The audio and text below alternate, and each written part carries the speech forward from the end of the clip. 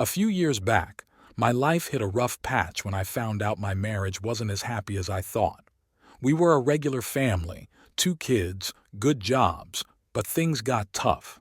We were both busy with work, and tensions at home were rising.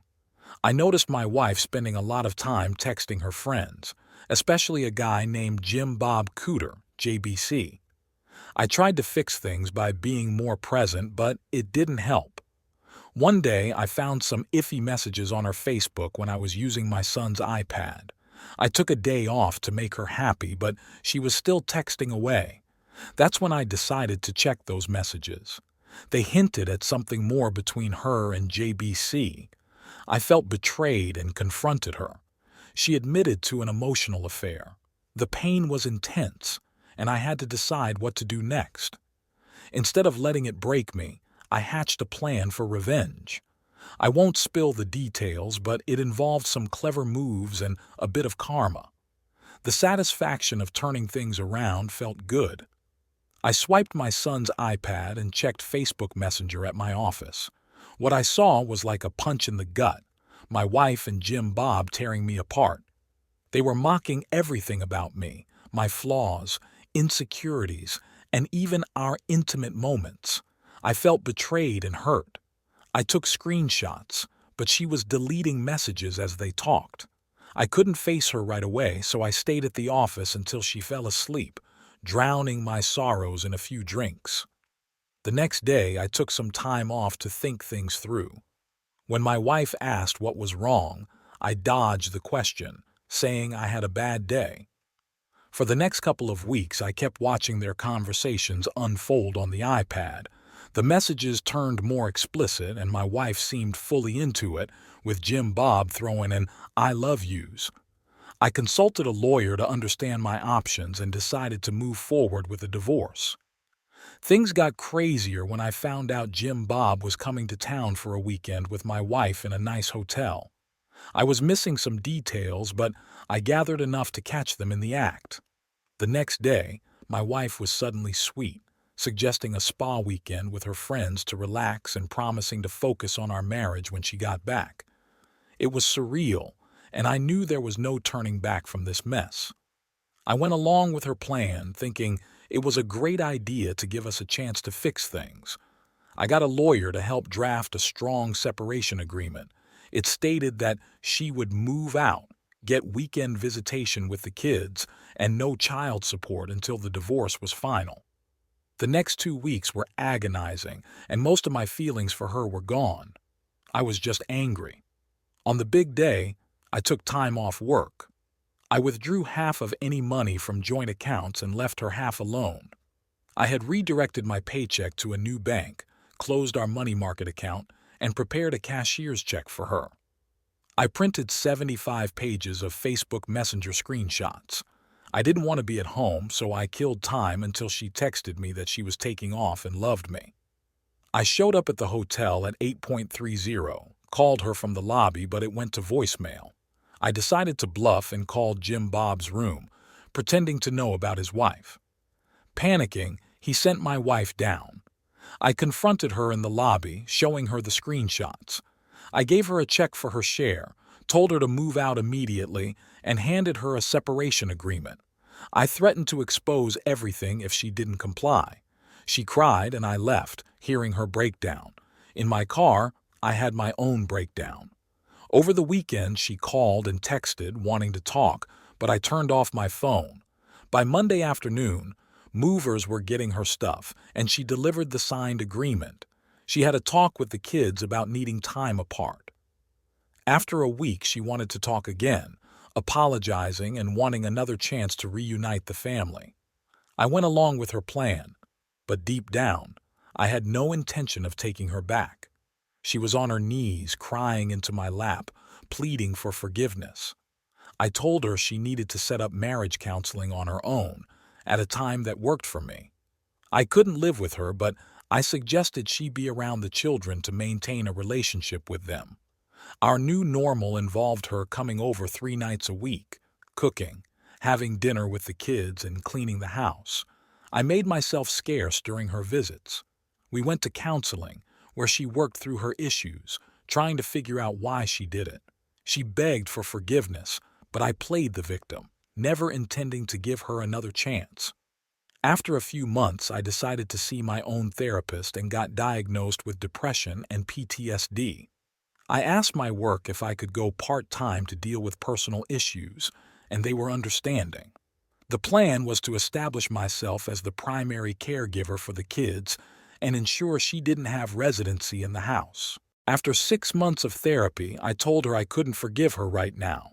I wanted an amicable divorce, but I mentioned she was still the love of my life, and maybe someday we could try again. She agreed to the divorce, devastated but hopeful for the future. Once the divorce was filed, I needed the kids to want to stay with me. I strategically left searches on the shared PC about surviving infidelity and printed out articles on infidelity, not so hidden in the kitchen. When my daughter found them, I comforted her, saying Mom made a mistake but still loved her. Not surprisingly, when the court needed statements from the kids, they both wanted to stay with me in the house they grew up in. When the divorce was finalized, I got the house. Had to buy out something for equity, but it was worth it. I got primary custody of the kids and generous child support. For the past 2 years, I've lived in the house with my kids, working part-time with my ex subsidizing it. On weekends without the kids, I enjoy my time with Tinder matches and friends with benefits. In the eyes of my kids, I'm the devoted father who took the high road. To my ex, I'm the one that got away, and I even get the bonus of having her come over for intimacy whenever I want, all while knowing that getting back together will never happen. Now, for the second story. When I was 14 or 15, my mother was married to a man who had an adult son from a previous marriage. I think he was in his mid-20s, living the hippie life on the streets by choice.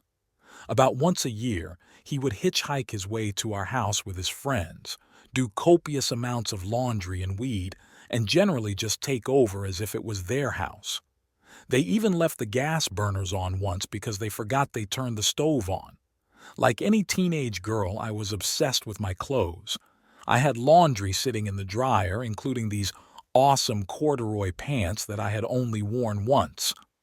Stepbro and his friends were doing laundry, and instead of doing something normal like moving my stuff aside or putting it in my room, they decided, oh man, it would be so dope to cut these up and make, like, a sweet cape.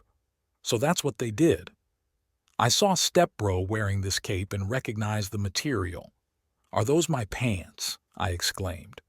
They were in the laundry, man, like finders keepers. I was furious, and his dad wouldn't do anything about it.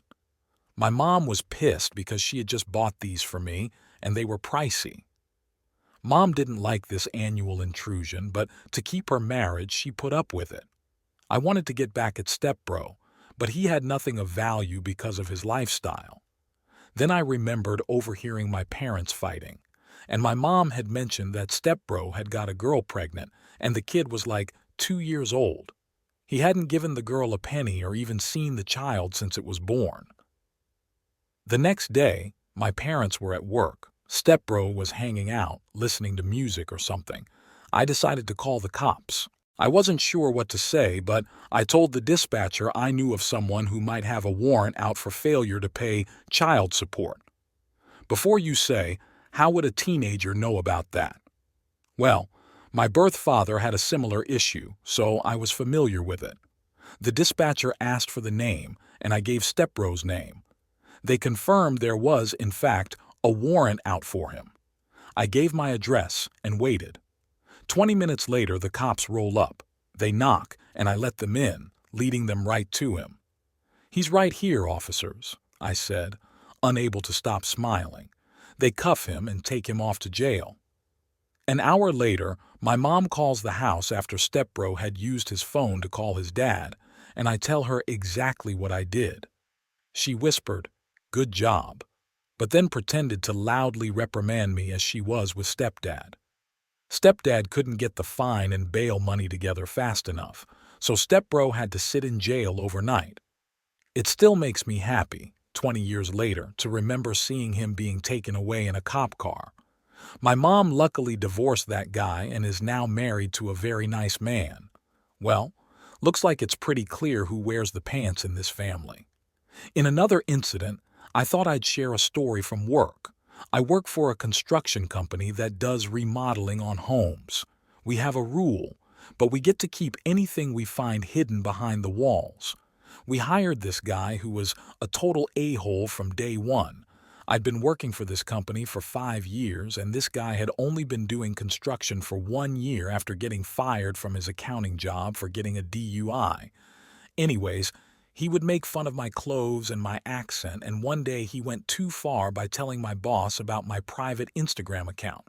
He got on my phone, looked through my Instagram page, and showed my boss pictures of me smoking weed. Little did he know that my boss is my friend from 8 years ago when we used to smoke together before we quit. I was so mad that he violated my privacy. Then I made a plan to mess him over. He was the kind of guy who would always come in late and complain that trains or traffic were the reason he was always late.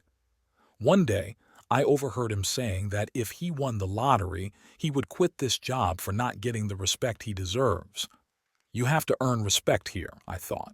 So, I bought some fake gold coins online and put them in a metal box I found at the antique store. I waited for a chance to hide it in a wall, and luckily, I didn't have to wait long. The day he found the coins, it seemed like it was his best day ever. The first thing he did when he opened the box was to call my boss, talking about being a loser and quitting immediately on the spot. He proudly declared, "At this place, I'm rich." Little did he know that it was the best day of my life. After he quit, my boss told us that he was going to fire him anyway for always showing up late. I wish I could see the look on his face when he finds out the gold coins are fake. It was the best $40 I spent in my life. What makes this story even better is that selling counterfeit goods is actually illegal in a lot of places, and trying to scam businesses is not a smart move. I like to imagine this guy walked into some pawn store all smug saying, "I want to sell my gold," and then gets arrested or something because, it's a scam. You can't roll into a business, try to buy something with fake currency, and expect it to work.